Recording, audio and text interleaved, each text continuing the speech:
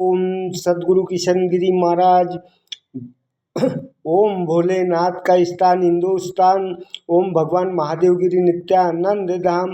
ओम सदगुरु किशन गिरी महाराज, ग्राम घोड़ा डूंगरी, तहसील घोड़ा डूंगरी, जिला बैतूल, मध्य प्रदेश। स्थायी पता गुरुद्वारा परिसर घोड़ा डूंगरी। ओम सदगुरु किशन गिरी महाराज द्वारा चिताकाश गीता का श्लोक नंबर 6वां भाग 6।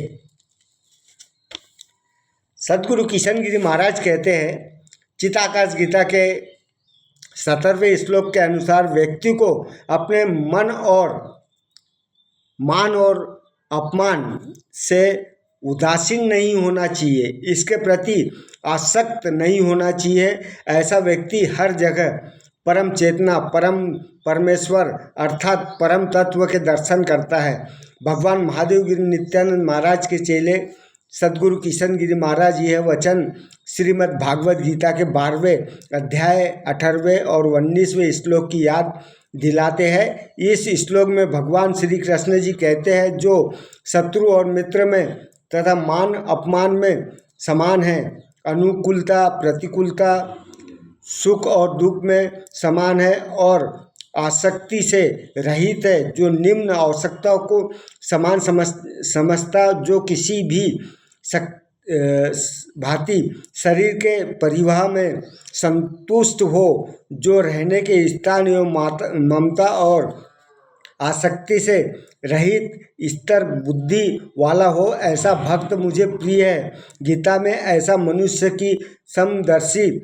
मनुष्य को समदर्शी कहा गया है। चित आकाश गीता के इस श्लोक के माध्यम से बाबा हमारे सामने यह मानकर रह रहे हैं जिसके अनुसार हमें अपना जीवन व्यतीत करना चाहिए। इसके लिए जरूरी है कि अपने शिक्षा से ऊपर उठे और शरीर से भी ऊपर उठे, तभी हमें शरीर से प्राप्त उपाधियां, नाम रूप रंग इत्यादि से खुद को अलग करके देख सकेंगे। वास्तव में यह शरीर हमारा है, यह हम समझ जाएंगे। हम सही मायने में समदर्श कहलाएंगे।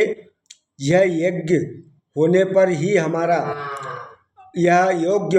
ही हमारा शरीर से कोई मोह रखा जाएगा, ना ही मान सम्मान की इच्छा मन में बाकी रहेगी। जब हम समझ जाएंगे कि हम नित्य सुख दुख आत्मा है, शुद्ध बुद्ध आत्मा है, तो हम क्षणिक निरर्थक बातों में उलझना बंद कर देंगे। इसे समझ के लिए गुरु का सहारा लेना आवश्यक है। गुरु ही ज्ञान का भंडार है। एक धनी व्यक्ति थे, वह साधन संपन्न थे, वह साधारण वस्त्र पहना करते थे। एक उनके परिचित व्यक्ति ने उससे कहा, आप इतने धनवान ज्ञानवान धैर्यवान होकर भी ऐसे साधारण वस्त्र